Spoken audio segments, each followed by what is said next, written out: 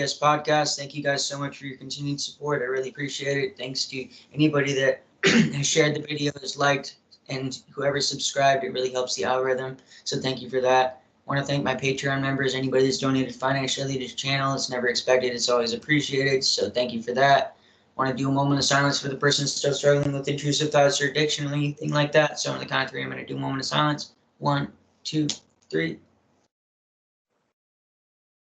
Okay, thank you for that. And without further ado, I want to go ahead and introduce my guest for the day. Go ahead and introduce yourself and where you went, what years. Hi, my name is Kati, and I went to Crosscreek Manor from September 11th, 2004 until July 2006. Okay, and give us like a quick rundown of like what happened, like what led up to you being sent away, your experiences in the program, and then afterwards. All right. Well, about 8 or 9 months before I was transported by my mother to Cross Creek, I had gotten really sick, and my family didn't know I was sick, but turned out having Graves' disease and autoimmune disease that has to do with your thyroid. And if anybody knows like thyroid stuff, it like messes with your hormones, it messes with your behavior, it messes with like everything. So I went from like being a normal, like happy person to being so depressed, like crying 1 minute, being super angry all the time. And my family was just kind of like, whoa, what's happening? And instead of like reaching out and getting me help or getting me to a doctor or anything like that, they were accusing me of using drugs. And I mean, I was 15. I had smoked pot. I wasn't like using it daily or weekly. I had gone to a couple parties. I had drinking alcohol before. To me, like being 36 years old now, I was a typical teenager. But to my parents who were divorced and hated each other, my mom would be like, she's crazy like her dad. My dad would say, she's crazy like her mom. And they had this like vicious battle back and forth with me in the middle as like the scapegoat. So they bounced me around from house to house. I got admitted like 5150 from trying to run away at one point. And after the 5150, they put me 2 weeks in like an adolescent inpatient in Las Vegas where my dad lived. And that's where they started putting me on Seroquel and Paxil. And that just turned me into a zombie. And I just had like no life left in me, just completely like zoned out, like drooling down my face. And then I got out of there. They put me on the medication. I went to live with my grandmother in San Diego. And I stopped taking the medication. I was hiding it. And I started to feel better, started to look better. And so I like ratted myself out. And I asked my grandmother, like, do you think I'm getting better? And she's like, yeah, I think you are. I'm like, well, I stopped taking the pills like a month ago. And of course, instead of being like, maybe the pills were the problem, they went and got a dissolvable pill. And I was shit out of luck. So not long after that, my mom was like, let's go see this school. And she described it more of like a boarding school. And which wasn't like unheard of in my family. My grandmother had gone to boarding school, but like normal boarding school, not like abuse you every day mentally boarding school. And so I thought I was going to go. And my mom said, we're just doing an interview. That's all. And then we're coming home. And so we went, and I never came home till 2 years later. Okay. And what do you remember about when you first got there? Well, I think it was maybe in the late afternoon we got there, and because I remember I joined everybody for dinner. And if you were around that time, if you went there probably in 2004 and before, it was the old dining room that was all carpeted everything. and it smelled so bad in there. So I described this before, but the intake process started with Beverly, this really big, fat white woman. And I was still under the impression that I wasn't going to be staying. So I'm just like sitting there, like, like being polite and cordial. I wasn't like fussing or throwing a fit or anything. I trusted my mom. And then Beverly started saying, "You're going to like it here." And I'm just like, okay, that's nice. I'm not staying. And then I looked at my mom, and my mom was just kind of like, I think she was shocked she was able to pull off the scam the whole weekend without me even knowing. And guilty and embarrassed. But she kind of had this look on her face like she wanted to cry, but laugh at the same time. Like, I got you here, success kind of a thing. And then two big guys came to the door and walked me down a hallway. And I just remember the feeling of like total defeat. Like my stomach was just so small in my stomach, and my throat just felt like somebody was choking me. And I felt like that a lot. Like my thyroid was going crazy at the time. So if like choking feeling was like a normal thing. And also I just spent the last 7 months trying to like somehow ask for help, and no one listened to me. No one talked to me. It was rough. And so we went into one of the bedrooms, and typical intake process, like they put the lice treatment in your hair, it smells. They have you take all your clothes off, they inspect everything, they give you a couple minutes to shower, they give you an orange shirt and a pair of blue pants. I think I came in with slippers, and everything that was there for me that was from home I had never seen before. So I'm guessing maybe my mom, I don't know how she got it there. There was nothing in the car. So maybe she shipped it there before. I'm still trying to figure that out. Like, how did she get these things here?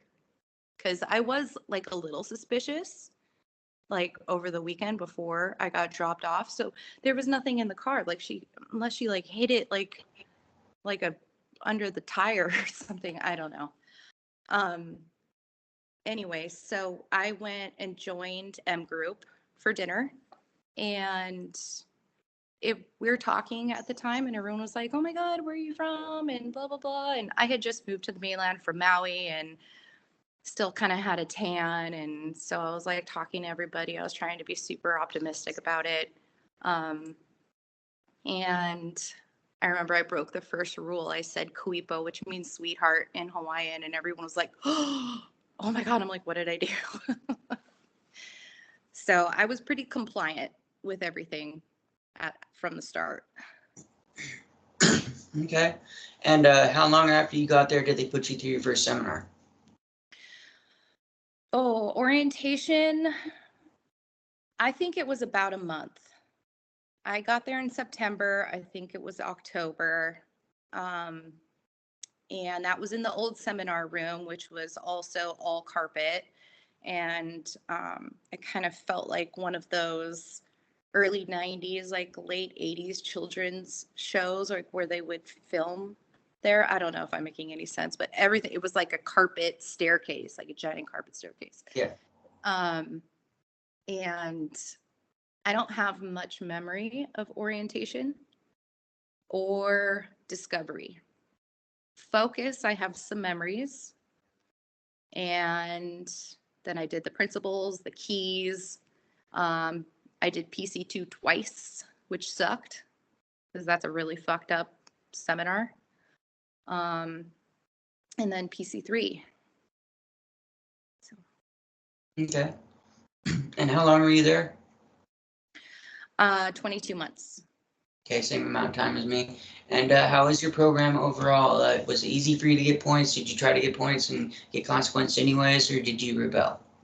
I did not rebel. Rebelling was never really my strongest. um, I would do things to get myself in trouble for attention, not there, but before, and always just like a cry for help. But when I was at Cross Creek, it was more like I wanted to get as many points as possible so that I could go up for the levels, and like a cat one would like make me cry because what is that, 15 points or something you get taken away, and what you're only capable of getting 20 points a day.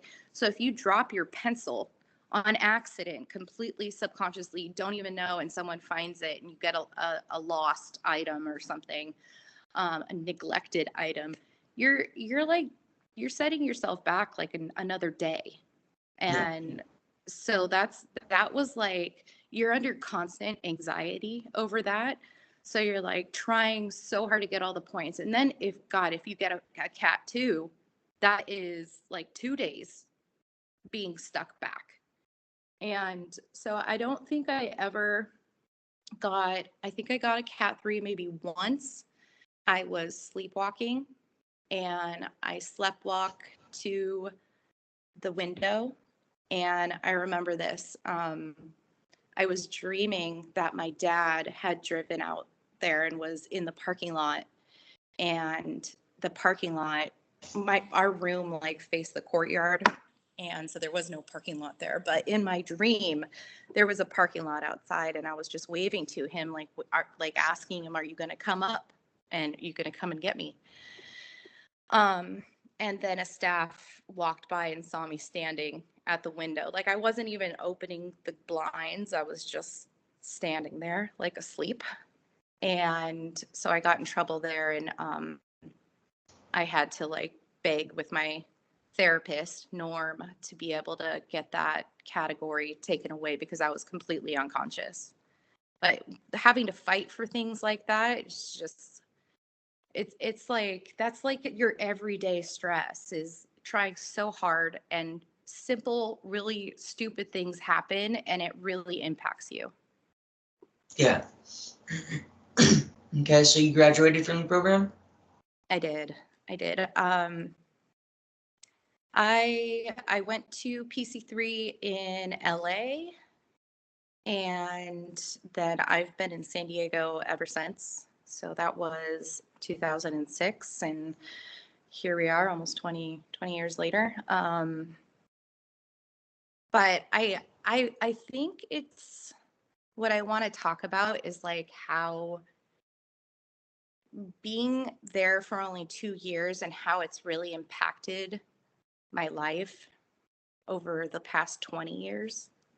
And like we can get into like the nitty gritty of like what I did in the program and what it was like having like relationships with girls, watching girls go up and down, or how it was like going up in levels and like their run club. And like we could go into that, but I think what a lot of us that are kind of realizing now, we're seeing patterns in our behavior and trying to understand like when it's if it's not working, like when did this start.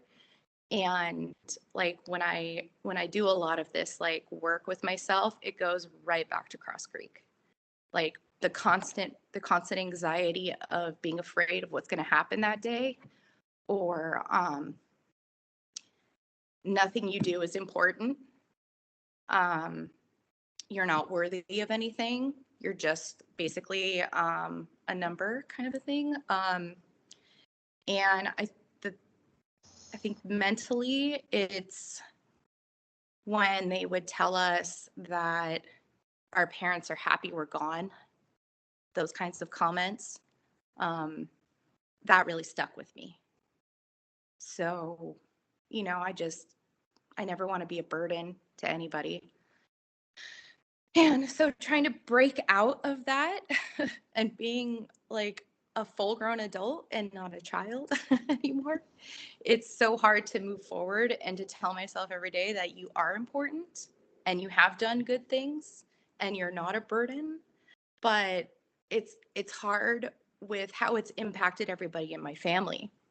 So you're the only one in the family that gets sent away. You must be the problem, right? You must be, so all the aunts and uncles and the grandparents that were kind of like watching from the outside, they've gone this whole time walking on eggshells with you, or not giving you the time of day, or you're just automatically the black sheep, the scapegoat, the problem.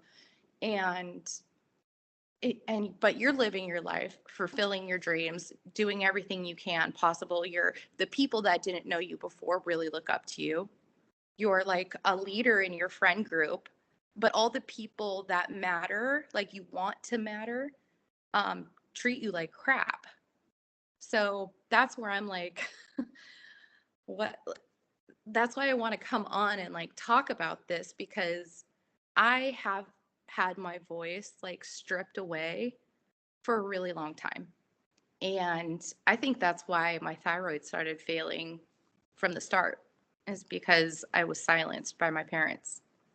And I mean, your thyroid is here in your throat. So imagine being emotionally strangled.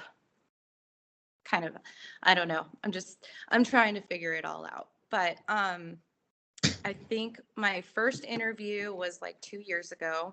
And I listened to myself in that interview and I like feel so cringe about it. Like I was in such a bad place. And then 8 months later, 9 months later, the program came out, right? Because that was wild. Mhm. I don't know about anybody else, but I was nervous to watch it, and I binged it all the first day it was out. I woke up at 6 a.m. and I just sat there. I cried the entire time. It felt so real, and I'm like, wow, someone is like, it's here on my screen. Like all these people that I've been trying to explain what it was like. This is it. Like it was a little bit different, her story, obviously. But it was like the closest thing out there for other people. Like I sent it to my dad, I sent it to my mom, sent it to my stepdad. I don't know if they watched it. Most of them didn't even want to talk about it. They never do. Um, but I've been pretty open about it. And then I reached out to an aunt and asked for some files from my grandmother. And she's the one who paid for Cross Creek. And I asked for like all her papers from my school. And in this file, I have like printed out emails from an endocrinologist here in San Diego that she was sending my labs to while I was when they finally found out that I was sick in Utah. I was going to some doctor's office up in St. George, or no, I think it was Hurricane. I don't know. And so they were sending my lab work to this doctor down in San Diego. And in all these emails that are from him, he's telling her, bring her to me. I need to see her in person. I'd like to treat her in person. She doesn't need to be there. Was she showing this behavior? Was she showing this behavior? Yes, yes, yes. And he's like, please bring her to me. So there's like 3 different emails that are like, please bring her in. I'd like to see her in person. And I'm just thinking to myself, like, did they just not, like, did she say, like, hey, I kind of want to get Katie in to see a real endocrinologist since you just found out she's sick? And did Cross Creek say, no, you can't take her? Like, here she is getting medically, like, diagnosed with a disease, and you're just going to leave her there? Like, no one came up to see me. No one came to, like, none of my family did. And so while I was going through this diagnosis, Norm, the therapist, he would say, you are not your disease. You are 100% accountable and responsible for your behavior. Your autoimmune disease doesn't do anything that you like. Basically, I can't say my thyroid's making me do this, or because I would get in trouble for being hyperactive or loud, which was like one of the main things for hyperthyroidism. So what it's created now is like, I'd go in to get blood work now, and my doctors are like, wow, these are really bad numbers. And I'm like, I don't know what normal is, though. Like, they're like, we're going to get you on a good dose so you feel normal. And I'm like, I don't know what that is.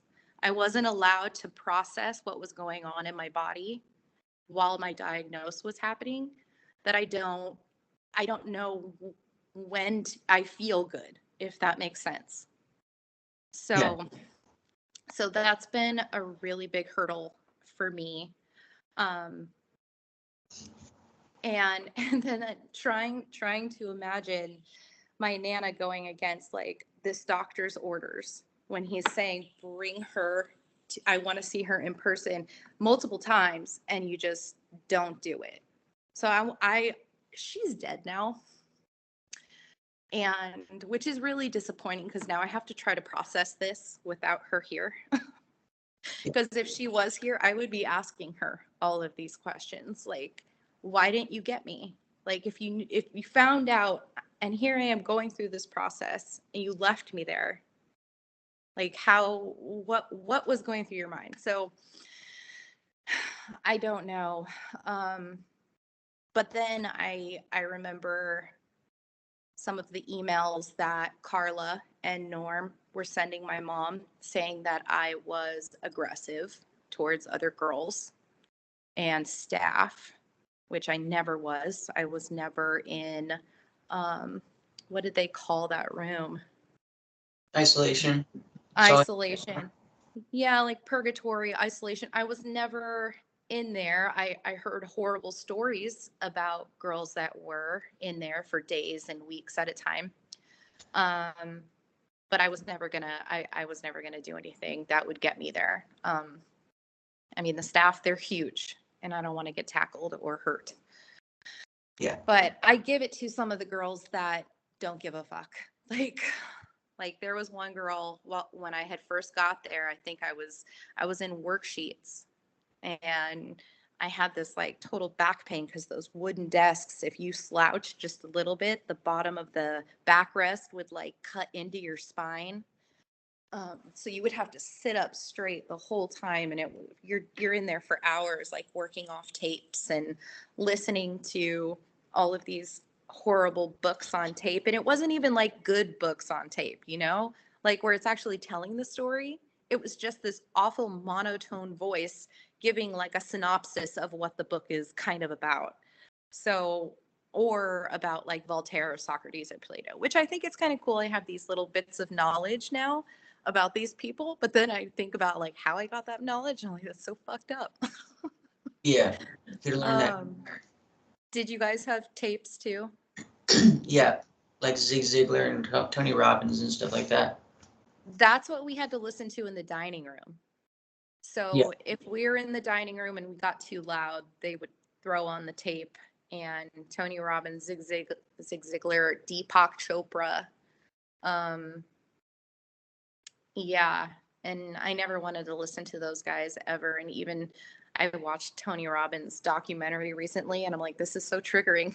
His voice is so triggering. Like, he means well, and he's such a powerful guy. But I'm like, we were forced to hear this man for so long, like every day. Anyway, so my dad and I have not spoken in like years, like spoken in like real life since my Nana died. So it's been 7 years since I've spoken to him. And I've never been able to like explain what Cross Creek was, how it impacted me, what it was really like. And I'm sure a lot of people experience this where you just want to be able to say every day you woke up going to a room to have a group therapy session with, I'm just going to speak for myself, with Norm, who made it clear that Mormons were better than us. And like being a Mormon, his family was perfect. And we were all just kind of the scum of the earth. If we weren't there, we'd be dead or pregnant or someone's bitch on the side of the road or with needles in our arms or something. Like every day he just gave, even if he didn't say that specifically, that was like the vibe. Like, oh, I have to work with these gross girls again. There was never really a lot of love or compassion that came from him. But I mean, He was just a therapist anyway, but and then listening to all of the girls get vulnerable every day, and it was, for me, trying to, if I had to share in group, which was like such a chore, because you couldn't go up for a level unless you like had a designated group that you shared something traumatic in your life, so it was like you had to force all these things out, but it was never in a safe place. Like they thought if you talked about when you were sexually assaulted when you're 11 years old, and if you cried about it, then all of a sudden you're better now. And that's just not reality. Because horrible things have happened and I've talked about it, I've cried about it, and I'm not better. Yeah. So, and then you go into these seminars and they tell you to connect with your magical child. My magical child doesn't want to go anywhere near that fucking seminar room. Okay. I don't know who they think they're like real magical children are going to be scared to death to try to come out in that school, like at Cross Creek. Like I had to fake it so hard, and I did. I faked it all the way. If my parents gave me an opportunity to never go back, I would never go back. If someone said they wanted to run with me, I would have ran. If someone said you're going to punch this staff out, take her lanyard, I'm going to get her neck, and we're going to run, I would have run. But I think from the outside, someone would have thought like, oh yeah, Katie works her program. Katie's a high level, all this stuff. No, I given the opportunity, if it was the right situation, I would have completely blindsided everybody. And I'm sure a lot of people felt that way, but I think there were some girls that were really devoted to their program and working it. And and then the other thing I remembered, I wanted to talk about, because I knew you were going to ask, explain like how it was working up to the program. I'm like, gosh, well, I'm just going to say I really didn't need to be there. But you know how embarrassing that feels to say that? Because when I got there, I said that and I was laughed at. And all the girls were like, okay, yeah, you're really not supposed to be here. Like you're not allowed to be like, this isn't right. You were instantly pressured to be like, you're shit and you belong in this place with the rest of the shit. Like that was the pressure from all the other girls. And some girls are nicer about it, but I really like looking back now and as a parent now myself, I would have never, ever just given up on my daughter like that. Especially when my illness was made aware of. Like, I cannot believe how neglecting my family was. Like, you left me there for a long time. Yeah. How, like, I'm sorry, I'm getting like choked up. Totally fine. It's hard because I'm like, I'm not trash. I'm not that nasty slut or like all these things that like Ron Garrett and Norm would say or tell my parents or whatever, that horrible sexual confession letter that they like force us to write about, the details in it. Like, I am not that. But every day being in that place, that's what I felt I was. And so when I'm like going on with life and I'm trying to comprehend, like, why was I just left there? I really was that unimportant. I was that trash. And here I have almost my entire family still treating me like trash.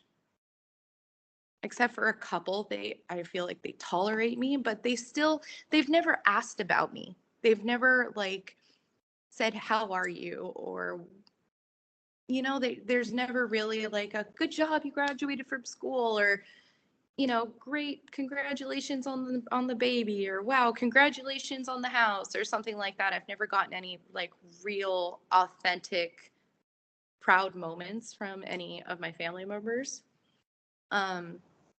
So I'm still wondering, like, going back and forth, like some days I'm trash and that horrible, horrible person, little girl that was supposed to be locked up and no one wanted, and just leave her there to rot and to die. And other days I'm like, no, I am a better person and I'm going to live a better life. And I'm not going to ever do this to my children. And I want to go out and maybe be a support for other families that are struggling with their kids. Like, I don't ever want to know another family that would do that to their child. Like, it Yeah. makes me sick. It makes me so sick. And I think the hardest part is with my Nana gone, and I can't explain any of this to her. And she, like, her opinion was like the most important opinion. And To you or the family? to me and the family. So if she felt it was wise to keep me there, everybody said, okay. They didn't fight her. But she was also the one with the money. So if Nana's going to pay for it, Katie might as well just take advantage of it, right? Yeah. So, but she's gone, and I have aunts that were pretty eager to X me out of the family. About a month or two after she died, they started treating me like a bad tenant, pretty Yeah. much. And I even told them, like, Nana's gone. I talked to her almost every single day. She was a huge part of my life, my rock, my emotional support. I need that. Do you think you could be that? And she said, yeah, sure. Yeah, right. Like a month or two later, she had me come and collect some of her stuff, and it was like junk trinkets from the house. Even though my Nana had promised me a piano, I have a bird, like a glass bird, like all this stuff. And so as soon as I like made one wrong move or showed one wrong thing, like, it was like Katie immediately sent back to being like 15 years old and kicked to the curb and forgotten about. So I'm wondering, like, when are any of these people going to give me the time of day or ask me how I feel? Yeah. So that is what it's like being a 20-year vet of Cross Creek Manor. Right. Where you just wake up every morning wondering if it's going to be a good day or a shitty day where you feel like you're back in prison, and wondering if your life's ever going to get any better, or when am I going to start feeling like I'm 36? Like, I'd like to be 36 now, because that's how old I am. I'd like to feel that. I'd like to be that confident woman that, like, everybody likes. And I mean, I'm doing it all. I am. I'm walking it, but I don't feel it. So I don't know. Yeah. More therapy, I guess. The next one on my list is EMDR. Have you done that?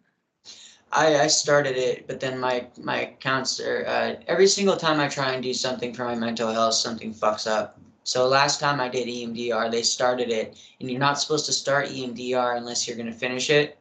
And they literally started it and exposed my trauma, and then my counselor stopped being a counselor. So Like, she just stopped working? yeah, she stopped working in the field, and I She wasn't able. didn't give you a referral, like someone else to take your case? No, That's fucked up. no. They just fucking started it, and fucking then they're like, oh, I can't see you anymore. And I'm just like, that's fucking awesome. But yeah, I've tried EMDR. I think if I had actually been able to stick with it, it probably would have helped. I'm really into body-based somatic work personally. I try and just say hello to stuff when it arises in the moment instead of pushing it down. Yeah. Even if that's feeling nothing, because that's feeling something. If you're Yeah. feeling numb, then that's a feeling too. And just saying hello to it and just closing your eyes and being with it because it's there for a reason. I think that's been the most useful fucking tool for me. there's like a process called focusing, which is literally just that, just like literally closing your eyes and just when you feel mad, close your eyes and be like, hello, anger. Like, where are you coming from? Like I see you, and just be like, I see you, you know, like I'm giving you the attention. I'm not like trying to avoid it. I'm just like, I see you, anger. Like, where's this coming from? And then I try and pinpoint like where's it coming from in my body and just how it makes me feel. And like if I close my eyes and I see any colors and or any fractals, like I describe like usually when I'm doing this, I have somebody leading me doing it. You can do it by yourself too, but when there's somebody leading you, they kind of be like, what do you see? Describe what you see. How does it feel? What color is it? Is it moving in a certain direction? Because this is the cycle emotional energy moving within our body. And so I just try and pay attention to that. And that's been the thing that's been most effective for me. But I didn't go and seek out somebody for that. I actually found somebody on YouTube who teaches it in his own unique way. And I kind of just started just um, just being extremely honest with myself and just to a point where like I really just try not to avoid stuff anymore. I'm trying to like confront everything that I'm feeling in the moment. So I didn't have to seek somebody out for that. I feel like it was just kind of a meant to be thing that I was supposed to come across this YouTube channel and meet this person. Now we're on like a a friendly um like relationship where like I actually have his phone number and stuff like that. And um but I feel like it was natural for that to happen. But personally, I feel like body-based stuff is what's worked best for me. EMDR is body-based, it's somatic. Mhm. Kind of just except with EMDR, you're creating that safe space, and then you're closing your eyes and like going through each individual trauma. So EMDR is more like you just go back to like where this trauma started and then reliving the moment and working through it as you felt back then, and just like it's essentially processing your trauma from way back then, if that makes sense, like but Yeah. like working through it instead of like pushing it down. But EMDR seems to it's just one of those things that you have to stick with, you know what I mean? So if you're gonna do it, just please make sure that you're gonna have that therapist and they're not gonna Yeah. stop on you, because that can actually make it worse because they've opened up your trauma, and you're not like you might be able to deal with it, but it's a lot easier to deal with it with EMDR if you have somebody leading you. At least when I was doing it, it was a lot of like the tapping and the somatic kind of things, and just being able to just ground yourself. That's kind of why you create the safe space to just like if it becomes too much, just go to your safe space, and then that's part of what the tapping is about. So I would recommend doing EMDR. Um, Maybe look into focusing too. Just do a little bit of research, but EMDR is a good place to start. Definitely, Mhm. I would definitely try that for sure. Well, I was just thinking, 2020 was about when I kind of woke up and realized that I was brainwashed Yeah, from Cross Creek. Um, and yeah. The it was, mind control works really well. yeah, Unfortunately, yeah. I remember before 2020, every Thanksgiving, I'd go to meet aunts and uncles, and they'd be like, "So you still feel the same about Cross Creek? Do you think it helped you?" And I'd just be like, "Yeah, okay." I wouldn't think anything about it. I didn't think I was traumatized. I didn't think, I was very much like, "Yeah, I went to that place," and I just didn't talk about it. Like I didn't yeah, really understand that it was fucked up. I didn't understand the lies they told. I didn't understand how emotionally manipulative and abusive it was. But in 2020, when the pandemic happened, um, and they were like, "Okay, everybody got to stay in your house," I I was very triggered, feeling like I was going to get locked back up again. So I was going to be trapped in Cross Creek, which is my house again. Like I need to be able to get outside. I need to be able to know that I can drive a car. I'm here in the moment. I'm an adult. No one can take me. Because I've had this nightmare pretty much since I was 15 years old when I got sent there.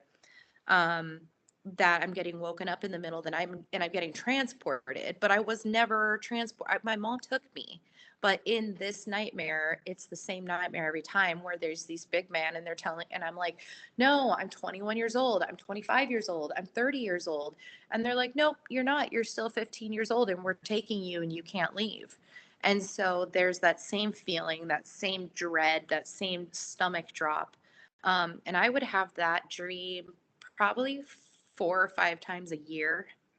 Um, and then when the COVID shutdown happened, I was like, okay, like there's something like seriously wrong with me that I'm like afraid. Like I'm a grown woman. I'm actually afraid I'm going to get locked in my house and never get out again.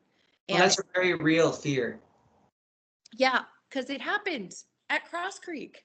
You were Yeah. taken in there and you didn't go home until 2 years later, or however long your stay was. So and after having that dream for so many years, it was like happening in real life. And so I think in 2020 is when I started to go down a pretty serious like rabbit hole of like shadow work and working on myself. And now I'm kind of trying to understand some generational trauma, because I'm noticing like some of the things I can think about and I'm like, okay, there was some pains, there was some sadness, anger, trauma there, but I can't, there's a few things that I can't find the source. And I see the same behavior in my mom. I see the same behavior in my dad, and I'm like, I think this belongs to them. And so there's a few things that I'm realizing like aren't mine. And but I'm carrying them and it's heavy and it's hard. And like my mom, she has and my grandmother, they have serious distrust in people. They don't trust anyone. And they're like a bear. If you poke it, it's gonna bite. Like, and then my dad is very like loosey goosey. Like if he feels like a disturbance, he's gone. Like he's just like out of the picture. So I have like both of these really combative energies in me where it's really like, you want to try me, well try me, and then the other one's just like, no, don't try me. Like it's very conflicting like how I feel some days.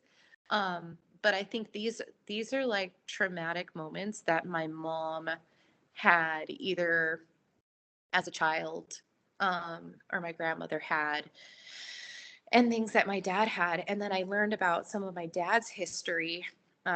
He was adopted, and that his birth parents had some trauma. Um, and I have recently learned that some of that trauma, I just have bits and pieces of very vague information. Um, but it was very similar to the shame I felt when I was in Cross Creek when they were saying you're trash, no one wants you here. Um, and then being judged for like being sexually active. And um, even though like for me it was all for like male acceptance, because my dad was just really never a big part of my life. And um, he was a loosey goosey father, like in 1 minute, out the next. If he had a girlfriend that had kids, he was like sort of trying to be a present father. But if he wasn't with that woman anymore, he was MIA again. Like, so trying to find some stability in a man. I think a lot of women can relate to this, and just from a really young age, like 14, 15 years old, looking for someone to love you. Um, and you don't even know it at the time. Um, anyway, but the other thing, like with body work, we were talking about, my Nana is my dad's adopted mother, and she never had her own biological children.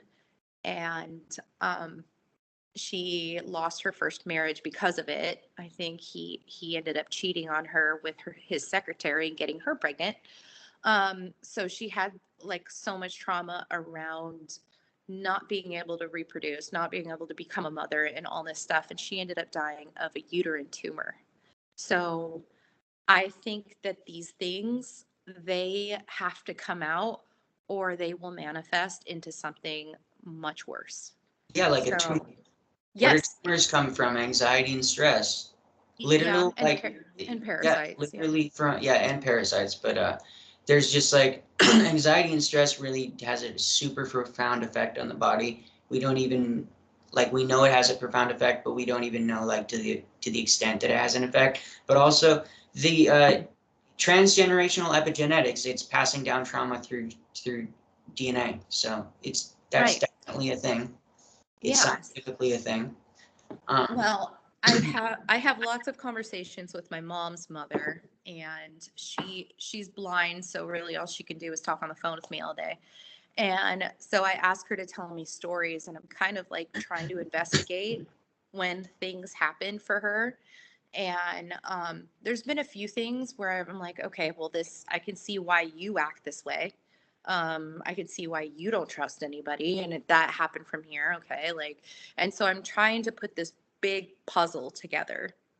And I really wish I would have done this before I had children, because now I have a daughter that has these unhealed DNA strands in her body, and I feel really guilty about it. Um, I wish every person understood if they had any trauma or any pain or anger that they're not working on, if they choose to have children, that is going to get passed on. So like, please think about that. Please heal it. Um, Maybe make a requirement for them to go through therapy before having children, personally, is my opinion. Like, I I mean, it believe, well, might I sound believe in harsh, freedom, but freedom, but yeah, I agree. I agree. There's yeah. got to be some Or some sort of influence. incentive, or just Yes. incentivize it. Don't make it a requirement, but incentivize it. Like you get certain benefits, like the government will help you with money, or they'll give you more resources, or you'll get help, or something to incentivize people to get the help. Not necessarily forcing them, but if you're gonna have kids, then we're incentivizing you to work through your trauma. So A, you're not projecting your trauma and insecurities onto your kid, Right. knowingly or unknowingly, and also so you can reduce the amount of trauma that they're born with. You know what I mean? I totally agree. I think that's why a lot of people like the church, because a lot of like Christian churches and like Catholic churches, if you want to get married in the Catholic church, you have to go through like studies with their, I'm not Catholic, but I know if you want the priest to marry you, you have to go through marriage counseling sessions with the priest. Yeah. Um, and I think churches are like that, and a lot of people are joining these mega churches. I'm noticing them pop up everywhere. um I'm not part of one. I have my own spirituality, and yes, I love God and everything and whatever, like, but I don't know how I feel about going and presenting my spirituality with other people yet. I don't Yeah. know. I don't know if I feel comfortable with that space.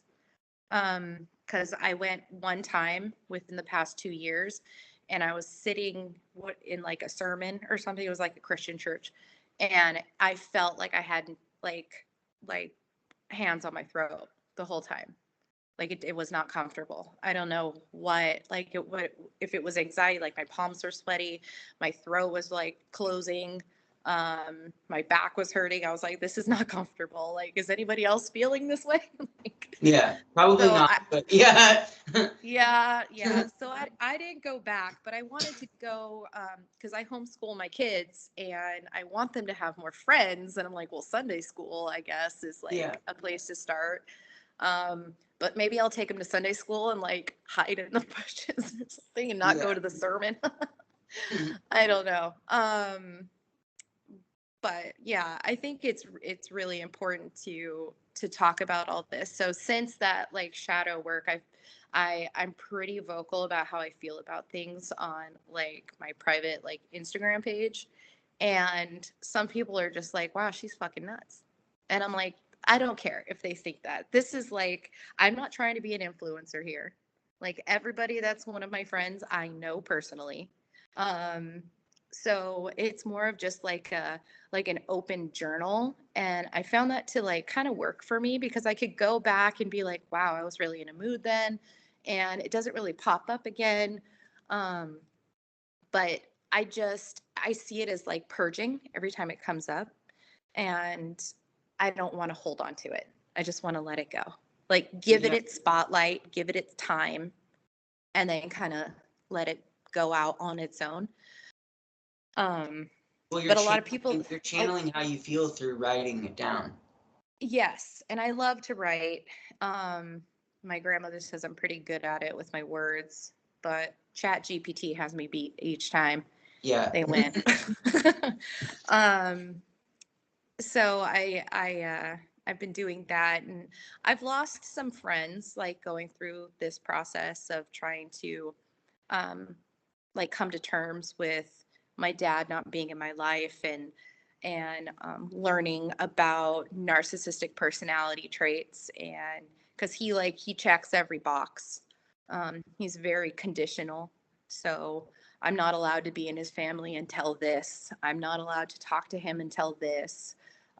If I talk to my mother, I'm not allowed to be in his life. Like very weird things that just is not healthy parenting. Um, so I think that's probably one of my biggest hurdles is going through life wishing I had my father and having to be no contact with him.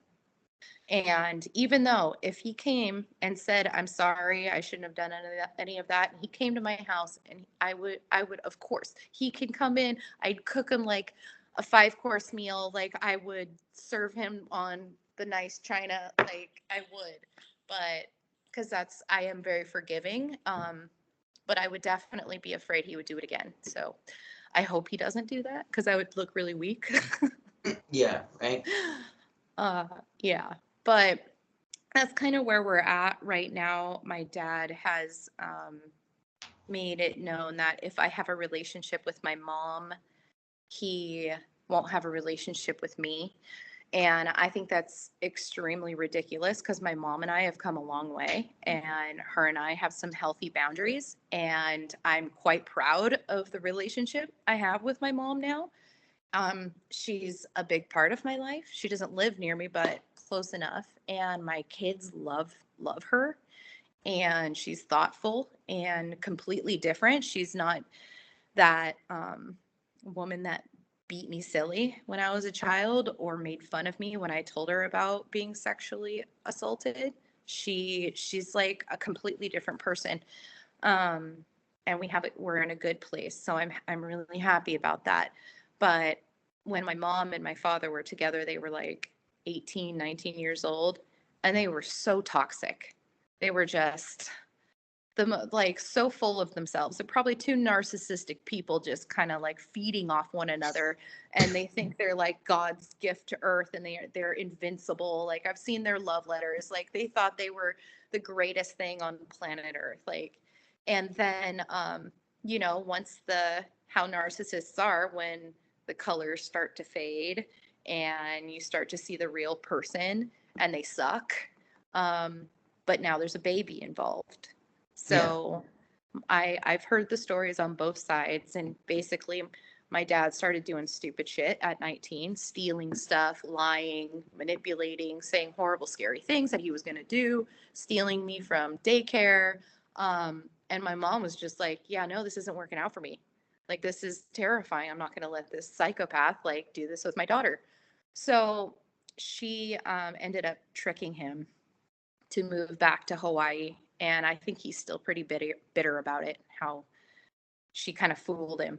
Um, and he lived there forever. He was a boat captain there.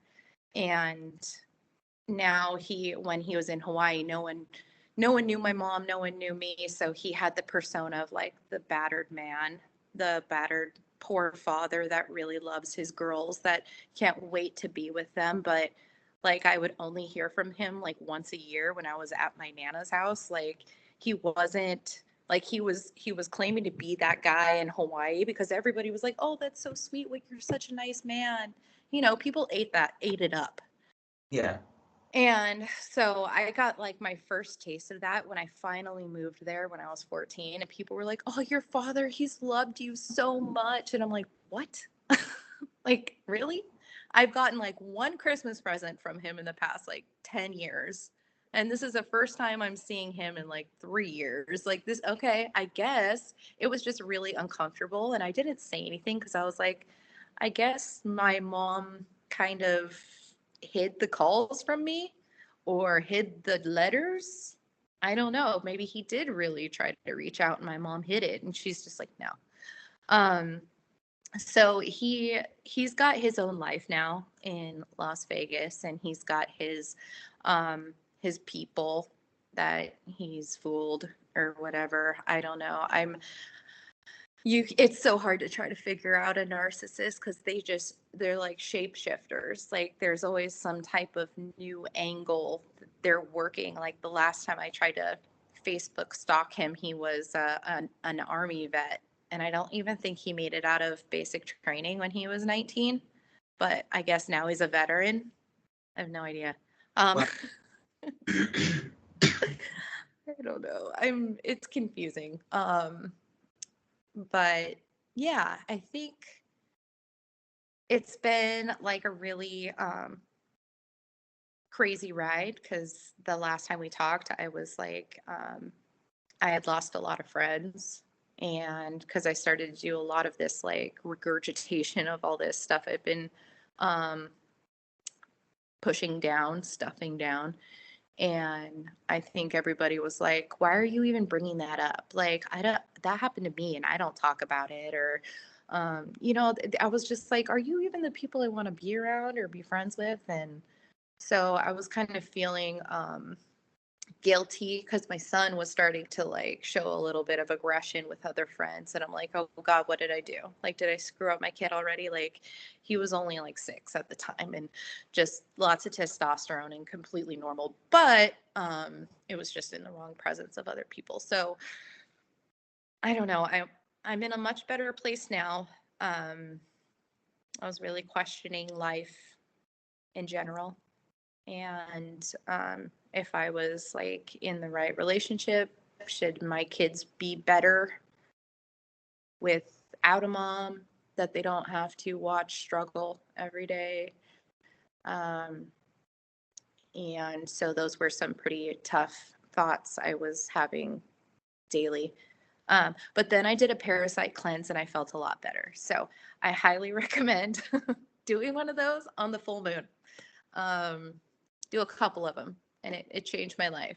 It went from like terrible depression, suicidal thoughts, everything, and really questioning life for years. And then you get your health under control and you feel a lot better. Yeah. No, I can definitely relate. Yeah. I would definitely recommend looking into EMDR or body-based stuff. Mm-hmm. Probably my best recommendation for that kind of stuff. Oh, Everybody's unique. Everybody's unique, and I'm not a yeah. doctor, so Yeah. I just want was to throw that invited. out there that I'm not a doctor and I'm not giving medical advice, just in case anybody tries to sue me or something. No, no, no, no. I was invited to do like a session of ancestor, or what is it? Family constellations. Have you ever heard of that? Sounds familiar. Is it just like connecting, like just like your similarities and seeing? Is that kind of So it's like a group, and there's a facilitator, and you one person at a time goes in the middle and we focus on you, and the facilitator knows, like, based on the way your body is moving, when you think about something, think about your mother, think about your father, like he or she can tell whether it's a mother wound or a father wound. And then they call someone else to be the mother, and then you basically, it's like charades for reenacting trauma that was generations ago. okay? So yeah, it It's like seems. reliving the trauma. You're like acting out. Yeah, but it wasn't your trauma. So if you're feeling it, but it's something you felt for a long time, it was a trauma experience your great grandmother had. And so you're there to say that you love her and that you're grateful for her, or save her, or whatever the trauma was. And the idea, I think, I haven't done it. The idea is to heal that trauma from generations ago. So in the family line, down the family line. So I am really looking forward to that. As I don't know my dad's birth family or where they're from. So I Have you have done a like my 23? Have you done a 23andMe? Have you I done a DNA? did. I did. Um I did that back in 20 2017, I Okay. think. So like a long time ago. Um is that information still there? Because I remember I made a Should be. profile, but I never logged back into it. I think it should be there. I think you pay for it once and it's all there. I'm not certain because I actually have a friend who's going to send me a kit here soon. She has an extra one. And Okay. because I was adopted, so I'm extremely curious what what my DNA entails. But yeah, you Yeah. should still be there. Should if you paid for it once, it should still be there. At least your Okay. information. I want to say I didn't stick with because they tried to make it like sort of like the ancestral like Facebook Yeah, yeah, where it almost connected you with people and then you can kind of chat with them or something, but you had to pay for like a subscription. And I was like, forget this, like whatever. yeah.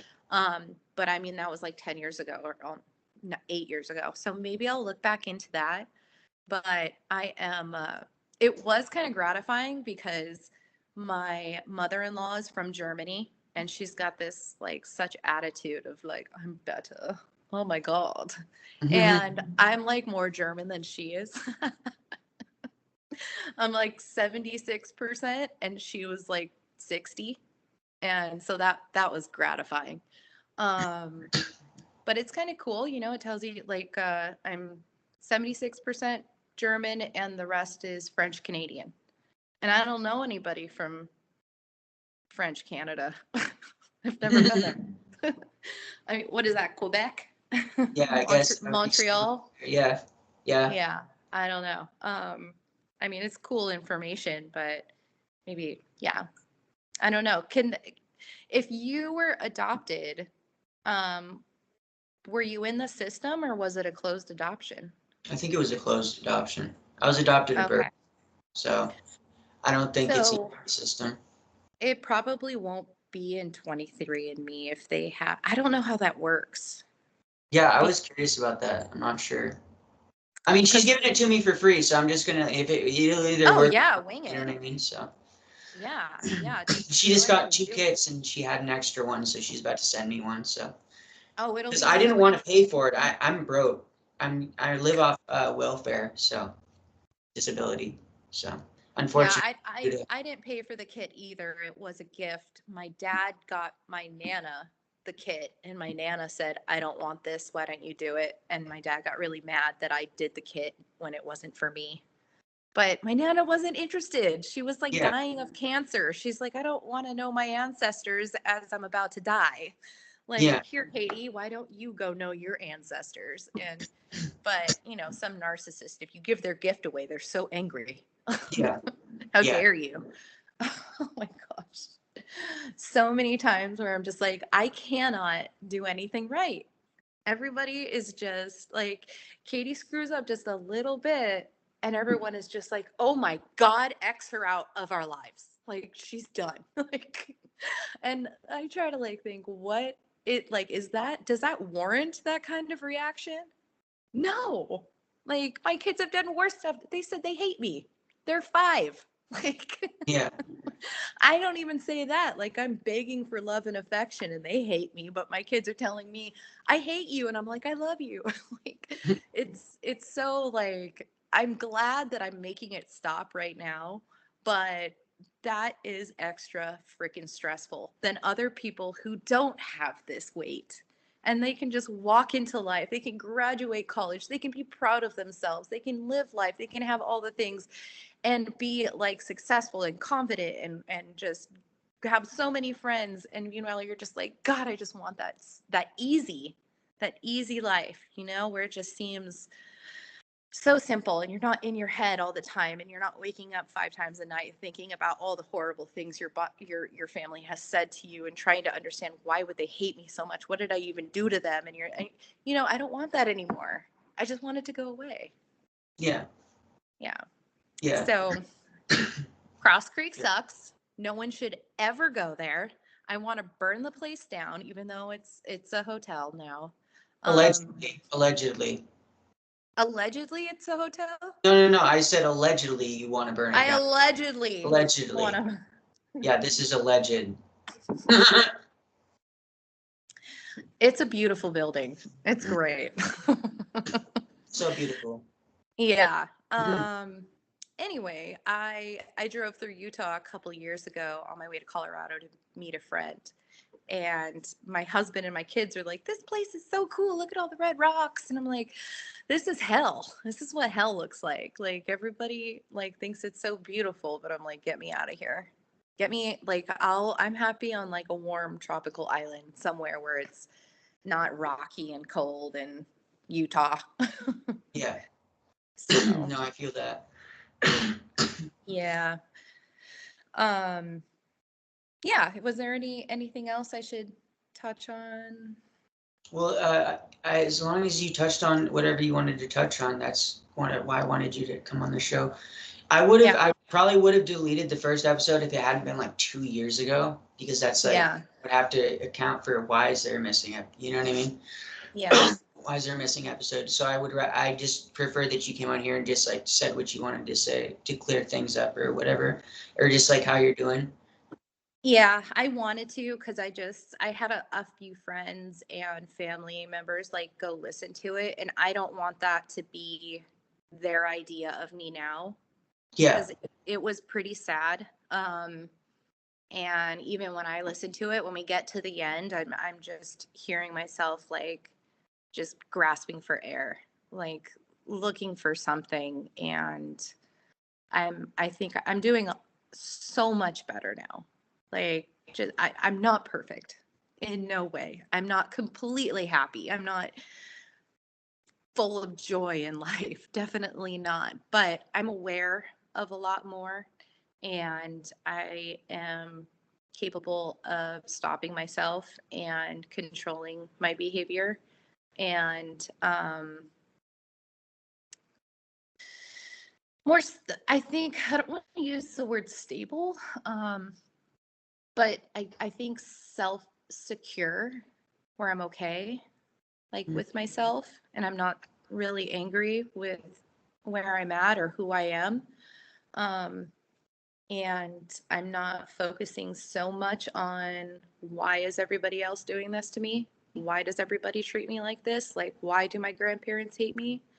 Why do my aunts treat me like total garbage? Like, is what I did actually really warrant this to excommunicate me out of everybody's life? Like those kinds of things where it just, to me, I didn't do anything that was that serious. Yeah. So if I still have family out there that is under the impression that I should have been locked up, I should have been there for 2 years, gone through that emotional abuse, I did not deserve that. None of us did. Yeah. And it shouldn't have happened. And I was not provided the support or the love or the just encouragement from any of the adults in my life. And I think this is going to be a really hard thing to say, but they all failed me at that moment.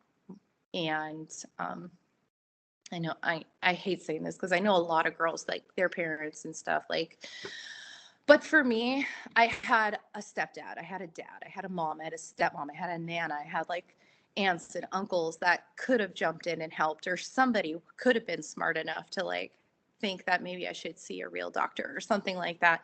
But nobody, like everybody was just almost wanting to see me fall. Like my mom and dad were just such a terrible couple that they expected me to be a failure. Yeah. so to speak. Yeah.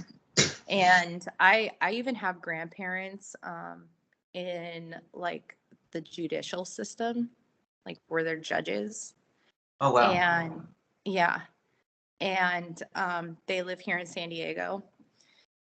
And I was seeing a therapist in Del Mar at the time. And it was right after my Nana had died, and my grandfather lived up the street. And he hadn't wanted to talk to me because when I was after I got out of Utah, my dad was treating me like garbage again. And I was having lunch with my grandfather, and I was asking him, you know, why does my dad treat me like this? Why does my dad behave this way? Like asking him, well, my dad did this, why, like this is what he did, like all these things. And I'm trying to ask his father, why is your son treating me like this? Is this okay? Like, is this normal father behavior? Like, is it okay that this, like, trying to find some type of like logic in my father's behavior. And my grandfather basically he didn't say anything to me. He just never talked to me again. And then I heard my dad say, well, your grandfather wants nothing to do with you because you talk crap about me. And I was like, and when was this? Like, I'm trying to remember, like, recall the situation. Like, when was I talking crap about you? Oh, it was that one lunch, the very last time I saw him. And this man is like people pay him to arbitrate their problems. Yeah. And yet he goes home and completely stops talking to his granddaughter because she's asking for advice on her toxic father. Like people need to understand this. There are people you think are so educated out there in the world that you will pay for their expert guidance, and they Yeah. are screwing up their own family. Yeah. Like that blows my mind.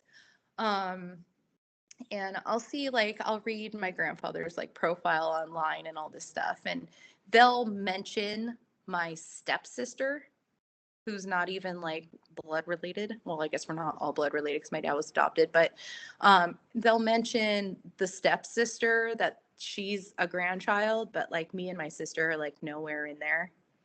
Um, and that's pretty screwed up.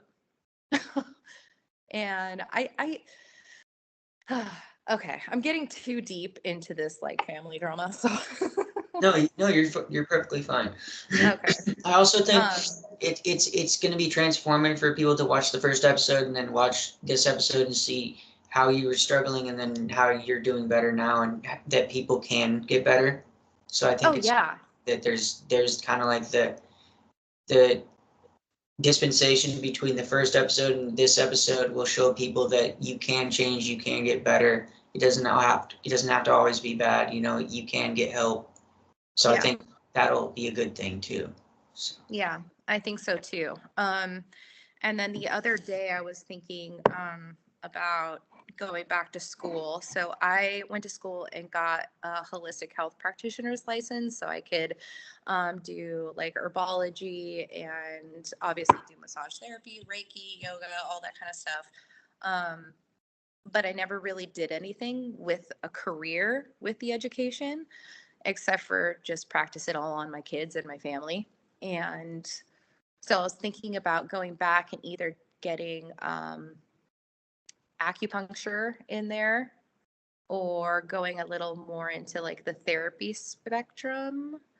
Yeah. But I'm always afraid of like going into that area because I do like to talk to people, but I'm not really sure I'm ready to like be a support system for anyone. Yeah. Um, but I'm thinking about it because in the end, like my husband, we own a business and he does most of it. I do what I can, and I homeschool both my kids, and so I'm home all the time. I'm not like a stay-at-home mom, but I am a stay-at-home mom slash business owner slash homeschool mom slash chicken farmer. So I mean, there's like lots of things that I do, but I think that possibly in the future, I want to get involved either like with a local church, because I think that's like probably the only avenue to go because I live in a small town. Yeah. Um, but for other families that are struggling with their teenagers, and or like big sister, big brother kind of program. Yeah. Where like once a week or twice a week I could have like a teenager that's struggling at home. Like they can either like come hang out at my house and do work in my garden. Free labor. I'm just kidding. But you know, like if they needed like a safe space, with like a trusted adult, or parents needed to talk about it. And because in the town that I live in, there's a lot of young parents and people that aren't really, it's not like a high class community like other places are. So there are a lot of parents out there that are my age that have teenagers, and my kids are really little, but I want to be that like support system, because I don't want anyone ever to think that they need to get rid of their child. Yeah. That they're better off without their kid. And I don't want kids to feel that way, that they're better off without their parents. For right now, at least. Yeah, no, for sure. Yeah, I'm going back to college slowly, so you should do that. Yeah, that'd be cool.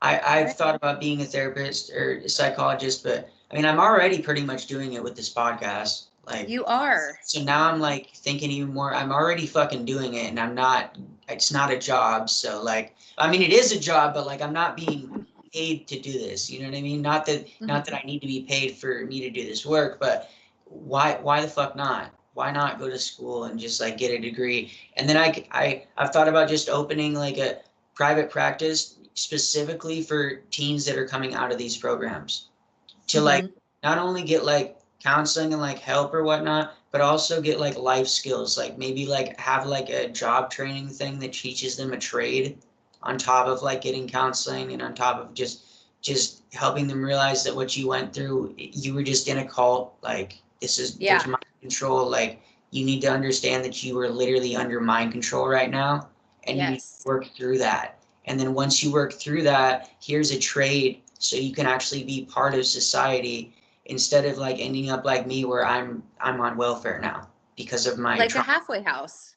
Yeah, well, like that, but like better. You know what I mean? Yeah. Better. There's actually, so my husband and I have a property management company, and some of the bigger houses that we manage, I do get calls from guys and girls. They're looking to open like a halfway house for all kinds of trauma, like drugs, alcohol, domestic violence, like everything. They want to rent the house out and live in it and have people come and stay in it and pay the rent out that way. So that's really common. And they make pretty good money because a lot of these places, insurance pays for it. Yeah. So yeah, I think that would be I would have benefited from that, because when I went home, people like my family were just like, what is wrong with her? Like I was still singing all the songs that would play on Sunday. I was still writing letters to Norm and telling him, Norm, you're going to be so proud of me. I'm going to go down to the Mormon church on Sunday and I'm going to sit through it. And you're going to be so proud. I'm going to turn into a Mormon. Like I found a letter. I never sent it. And it said that, Dear Norm, you're going to be so proud of me. I'm going to go to the local Mormon church. Like there's been a few times where I felt like the only way to succeed after being at Cross Creek was converting to Mormonism. Yeah. And so now I'm like obsessed with all the Mormon stuff out there, especially with the Warren Jeffs stuff. And I'm just like, I cannot believe I thought this was like the best thing in the world. It's crazy. Yeah, they have their hands in so much shit that people don't know about. Yeah. So if anyone out there that was in my group or in running club and cross country with Mr. Eddie, if you went to Page, Arizona for a track meet, and on the way back, we drove through Colorado City, which was the desert town of Warren Jeffs. And if you've seen that documentary, Keep Sweet and Pray, have you seen it? Yeah. That Colorado City was where we drove through. So Eddie wanted to see what was going on And that was when Warren Jeffs was on the run, because the whole town, I remember driving through it in the vans, and it was like a half-built community. It was the weirdest thing. Okay, come on, dog. Get off me. Golden retrievers are they're like sticky shadows that just want to lick you all day. Thank you. Yeah, I feel that. So when Warren Jeffs was like on the run in Texas, and they were breaking a lot of the girls out of the cult, that's when we drove through. So we didn't know where we were. We weren't allowed to know what was going on in the news. And yet when I saw the Keep Sweet and Pray documentary, I'm like, we were there. Oh my God. Yeah. Yep. That's so wild. Yeah, because I didn't know Hurricane Katrina happened. I got made fun of for that after I got out. I don't know what else. Not much. Oh, I think Britney Spears shaved her head while I was locked up too. So when I got out and Britney Spears was crazy, I was like, what happened? Like, Britney. Well, see, the crazy thing is that Britney was under mind control too. Like this conservatorship and just like all of this shit. Like I personally think like I have to go and like within the next 15 minutes because I have a third interview I have to do today. I've been busting them out. No. Cut it if you want. But yeah. I wanted to say that I am fully convinced that freak out she had where she shaved her head, that was induced. Like she was programmed to have that outburst. Like there's like even interviews with her where she's talking and then she'd be like, oh my God, and just like have a split personality come out in the interview, like mid-sentence. And it's just like, yeah, you were programmed. Like MK Ultra is heavy. MK Ultra is like some heavy shit.